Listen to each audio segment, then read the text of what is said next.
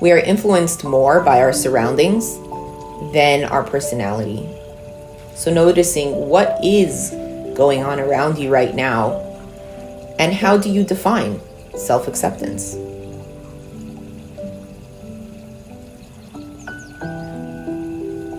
The next piece is, for so many of us, when we do define self-acceptance, we are defining it from an intellectual place of, this is what I think, right? Not what I feel self-acceptance is. So the first key to acceptance is inviting your body into the picture. Is giving your heart some say. And just back to the food, just like with creating that space, preparing the meal, so much of the way we eat and feel completely nourished is by using all of our senses. The senses ground us. So when we're able to smell, taste, temperature, so that feel, the different textures of food, the range of flavor, the range of color, and then the motion that is we interact with, right? Because when our hands move, right? So if you're stirring a pot, for example, you have the texture of whatever kind of spoon you're using. And we're going to go a little deep into this because I want you to notice how much nurturing there is in an experience that we miss out on. So for some of us, when we do these tasks, we find some way to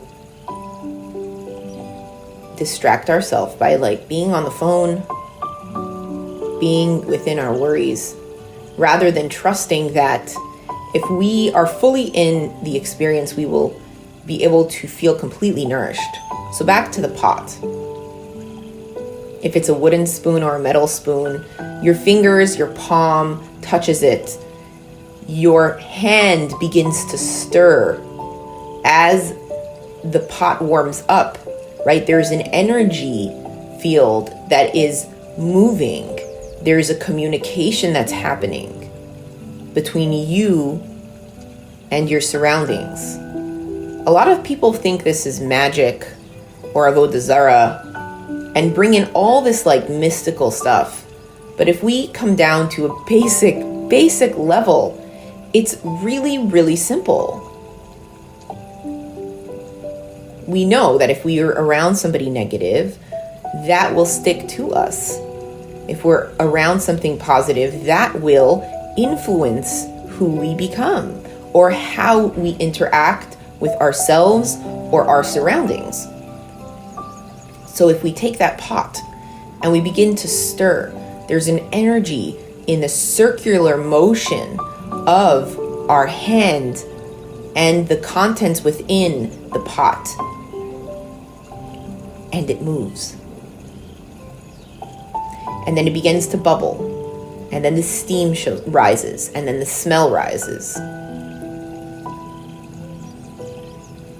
And then there's this emulsification of ingredients that bind.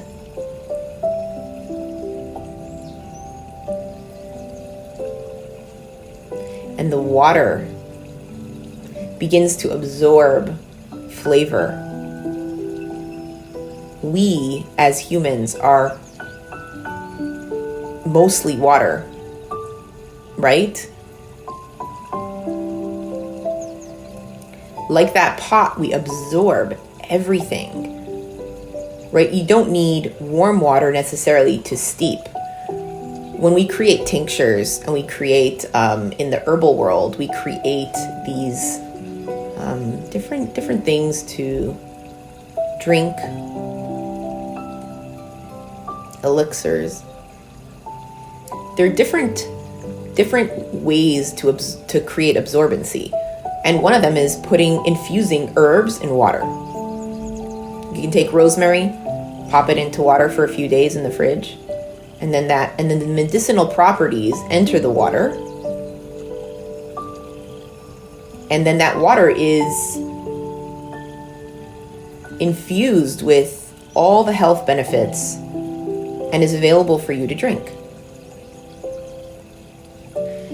Everything we do, every thought we have, I say every thought is a prayer.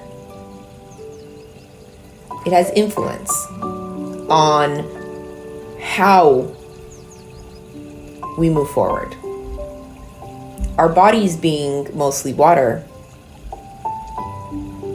we are naturally absorbent. It's not magic. It's the way Hashem created the world. When we think about self-acceptance, the acceptance is connected to what we have absorbed.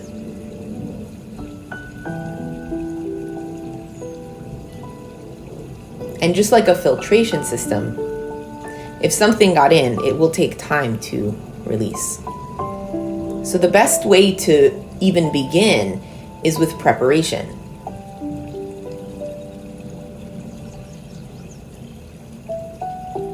Moving slower, being more calculated with how we are operating as humans.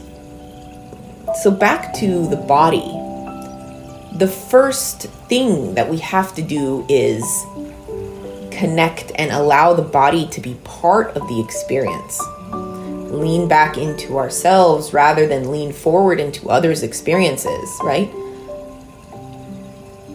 Leaning into our own experience will allow us to detect if there was possibly an old belief system, right? Everything that we believe was formed by something we've seen or experienced. For example, if you think about an old lady, most of us define the idea of an old lady by the closest old woman that we've experienced as a child, and usually that is a grandmother. So we draw from that, and then everything is built off of that. So that's one component. The second component is what I said before, which is where you're looking from. So if you're moving quickly, if you believe that you're busy, if you're overwhelmed, if it's a good day or a bad day, that will also influence how you see something. That goes back to the noise. How much noise is there? The more noise there is, the harder it will be to find yourself. So the challenge of self-acceptance isn't that we can't accept ourselves. It's that there's too much, I would even call it emotional pollution. There's too much noise to be able to even identify who we are. And when I talk about who we are, I don't mean the ego perspective. It goes back to where we are, right? Grounding ourselves within the body rather than in the mind. Noticing that we are in Hashem's world and accepting the position He's given us today. Whatever that is where we serve Him from. That's where we look from. That's where we're looking from.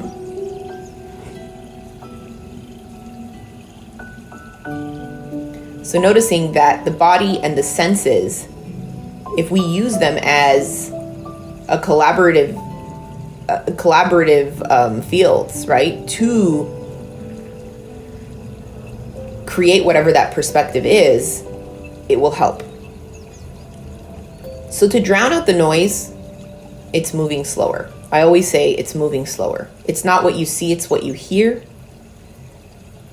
The ears, it's no matter how beautiful something is, if we see it, if something's too loud, we won't be able to enjoy it. So it's noticing if there is noise, if there is influence, if there is a sense of unnecessary pollution.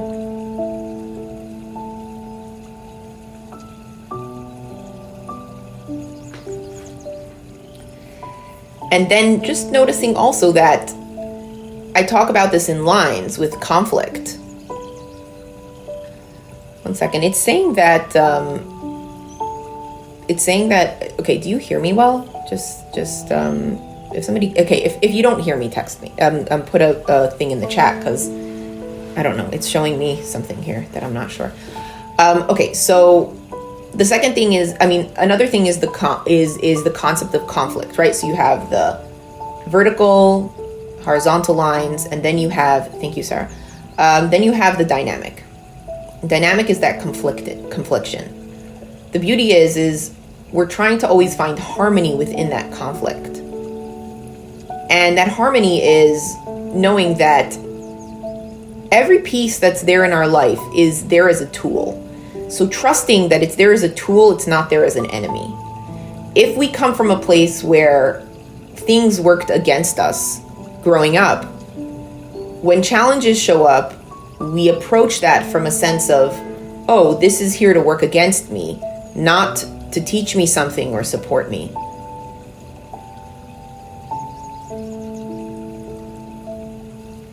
Just notice how that hits. Notice how that sits.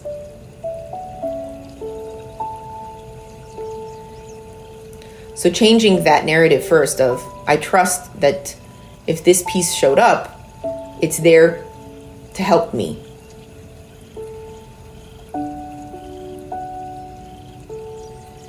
And that really brings us back to the ultimate conversation of self-acceptance, where there's less of a guard up, there's less fear, there's less interference, there's more flow.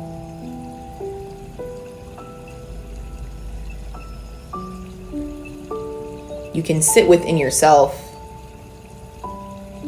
and build that trust and completely accept. So knowing where those projections are coming from,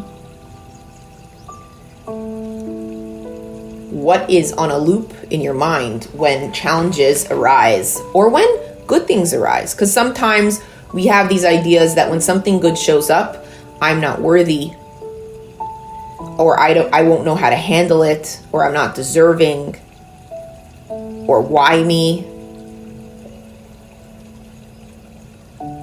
So just noticing what those are, and then noticing what your deep desires are and accepting it. Being like, I have permission to have beautiful things in my life. I have permission to have a beautiful life. Whatever that means to you. Everybody's determination of beauty is different. As you can see, I love color. There's a lot of color in my life. It's something I've accepted about myself, and it makes me happy and it supports me. Ask yourself what you're naturally drawn to and give yourself permission to step into that light completely, the energy of that. Because that will be absorbed in your body, in your blood, in the water, like with the herbs, the infusion. Only then can we be able to enter the world and accept those beautiful things that come towards us.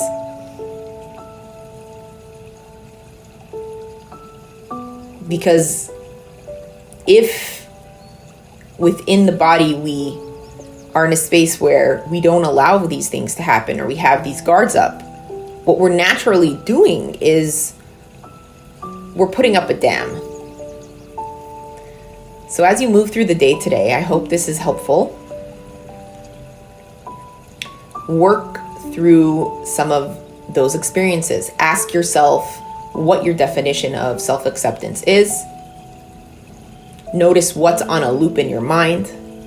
Remember that your body is mostly water and it will absorb the thoughts, the energy, and the flow of what happens. It's not magic. It's nature. And then just notice where you're looking from. Thanks again, and have a beautiful day. If you enjoyed this, feel free to like, follow, share, and to be continued.